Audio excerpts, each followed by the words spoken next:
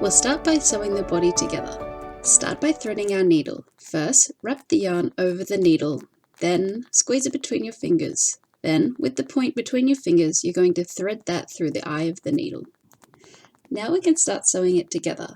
First, you're going to line up the ends of your fiddle muff and locate the stitches on top. You're going to come through the near side of the muff and pull the yarn nice and tight. Then you're going to come from the near side all the way around to the far side in the next stitch and then back through the near side. Make sure you line up every stitch when you go along. Keep pulling the yarn tight to keep it together. Keep doing a looping motion coming from the far side through the middle to the near side and then back around again. I like to use this stitch, but you can use mattress stitch or whatever you want to keep it together. Continue this along till the end. When you get to the end, it should look something like this. And if it doesn't, that's okay, as long as it stays together. Now we're going to tie it off. Start by threading a needle through the stitch. Then pull the needle through until you have only a small loop left.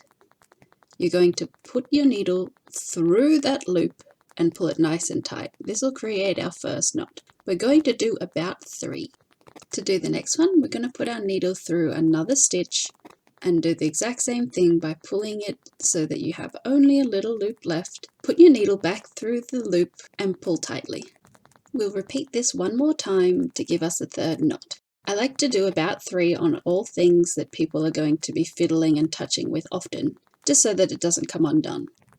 Pull your third knot nice and tight, and then we'll be ready to move on to sewing in the ends. Sewing the ends, we're going to follow the stitches and go under the top part of the stitch and then through the middle. This will keep it nice and secure. We're going to do this for quite a few stitches to make sure that it won't come undone. Put your needle through the middle of the stitch, going underneath each and trying to follow along a line that'll keep the yarn secure and hidden. For things that people will be touching and fiddling with all the time, like fiddle muffs and goodie dolls and sensory toys, I like to sew in the ends nice and tight and secure so that none of it will ever come undone. I like to sew in quite a long tail, that way even if the muff is pulled a little bit, the yarn's not going to come out. I tend to do from 5 to 10 centimeters for items that people are going to be touching often. This will just give us peace of mind that it won't start to come out. I'll often loop back around to make sure that even if it's pulled a little bit from the beginning, it's not going to come undone around the circle. For other items like blankets and scarves, I won't sew in the ends this much, as people won't be touching it nearly as much. When you're happy with how much you've sewn in the ends, you're going to pull it a little bit loosely, and then you're going to cut the end of the yarn so you can't see it anymore. We're now going to move on to sewing things onto the fiddle muff. We're going to start by sewing on a curlicue onto the inside of our muff. This is important as it gives the person something to play with when their hands are on the inside. Take the ends of your curlicue and weave them into the muff, just like we did with the end of the yarn that we were using when we sewed the muff together. If you've got 2 ends, you're going to weave the second one in till it's basically next to the other one. I would follow a similar route, but not the exact same one, making sure they don't come out of the same stitch. Now's the easy bit. What you're going to do is you're just going to tie a heap of knots. I do 5 here. These knots are going to bear the brunt of most of the fiddling, and so you want them to make sure that they will never come undone.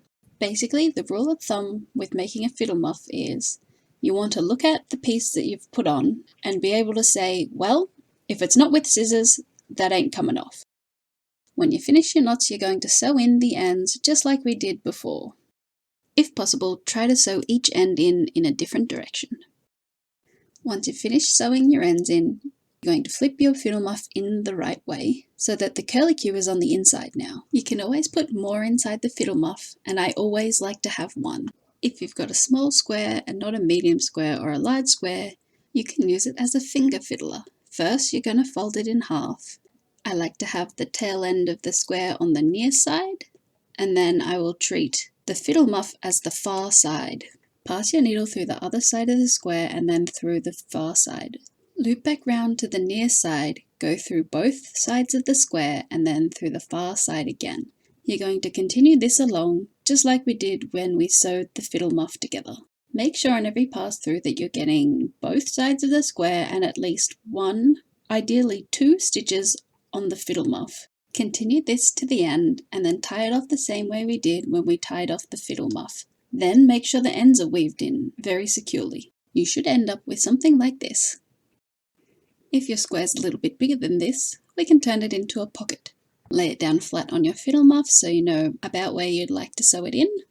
Then you're going to sew it onto the Fiddle-Muff the same way that we've sewn on everything else so far. Treat the Fiddle-Muff as the far side and the pocket as the near side.